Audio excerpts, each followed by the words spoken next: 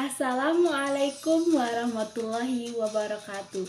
Halo adik-adik, berjumpa lagi bersama Kak Elsa di pembelajaran ilmu pengetahuan alam.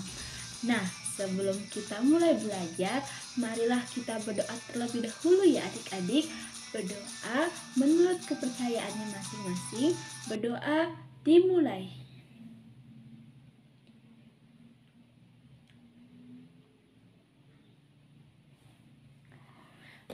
Berdoa selesai.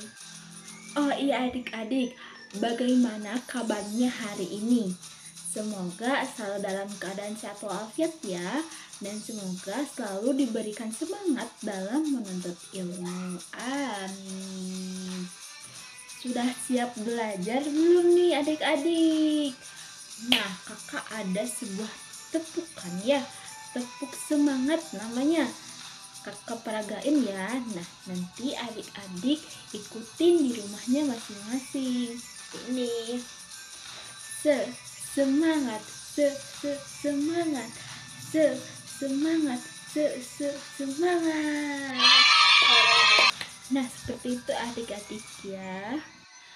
Kakak rasa adik-adik sudah semangat dan siap untuk belajar bersama Kak Elsa pada video kali ini. Let's go!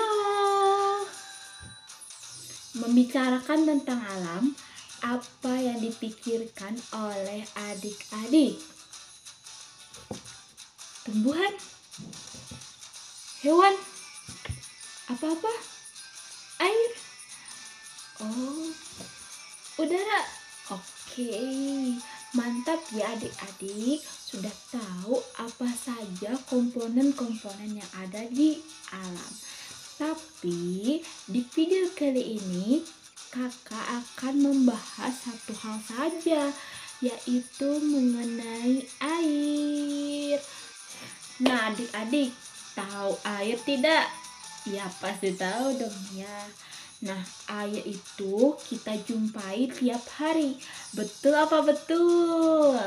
Nah, kita minum, mandi, mencuci piring, mencuci baju, mencuci motor, mencuci mobil, menyiram tanaman.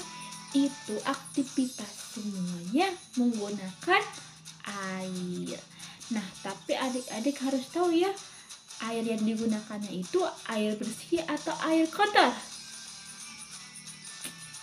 Nah, betul, air bersih. Adik-adik pernah bertanya tidak pada orang tua, kakak, saudara, ataupun ibu bapak guru di sekolah, kenapa air di muka bumi ini tidak pernah habis walaupun kita gunakan setiap hari, malah kita menghabiskannya ya? Betul tidak? Nah ya, kira-kira apa jawabannya?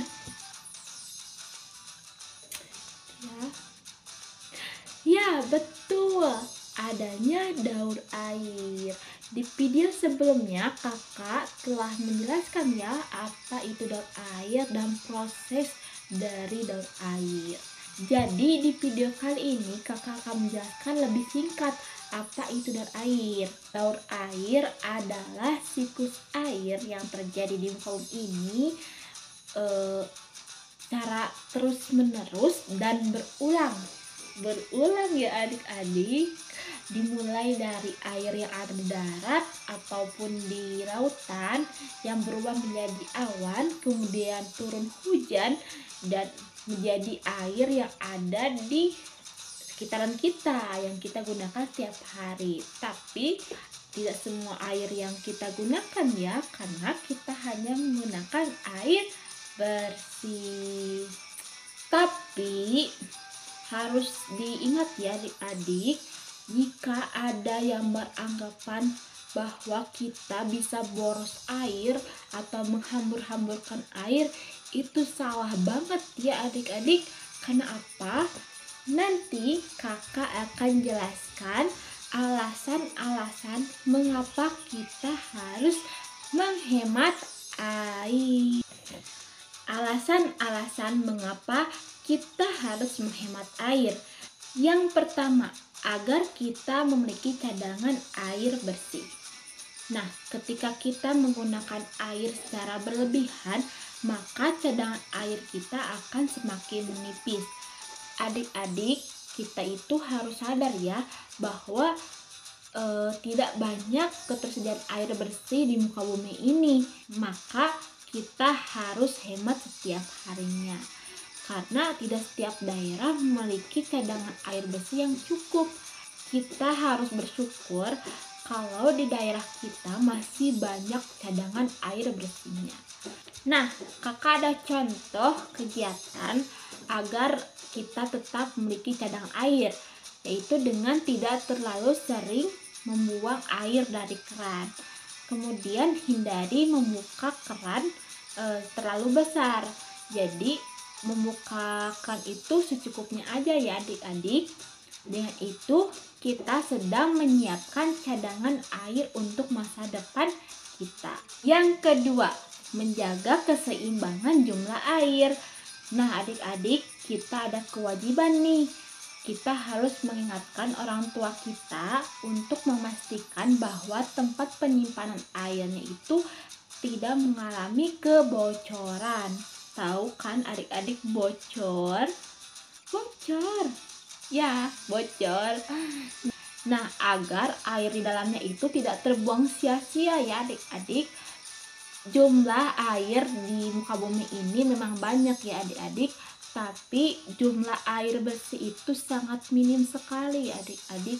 Maka dari itu kita harus menjaga keseimbangan jumlah air yang ada di sekitaran kita.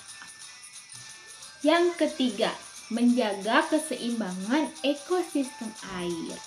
Nah adik-adik harus tahu ya bahwa ekosistem air itu tidak hanya untuk manusia.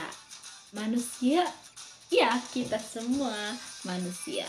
Jadi bukan hanya untuk kita saja, tetapi juga untuk makhluk lain seperti hewan dan tumbuhan.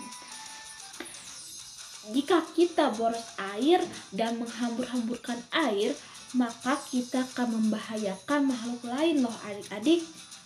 Jangan sampai ya, jangan sampai seperti itu. Kita harus sayang sesama makhluk ciptaan Tuhan.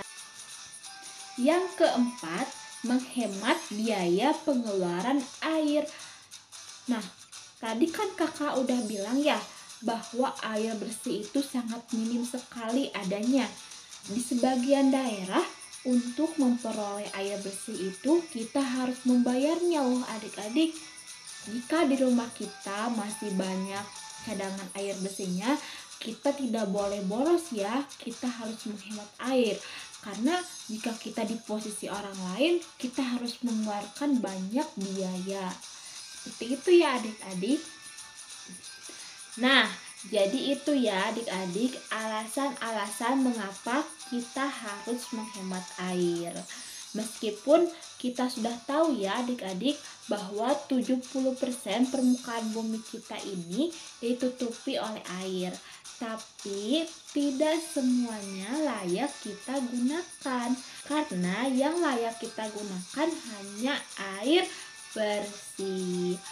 Jadi adik-adik semua harus bisa untuk menghemat air untuk masa depan kita juga loh adik-adik.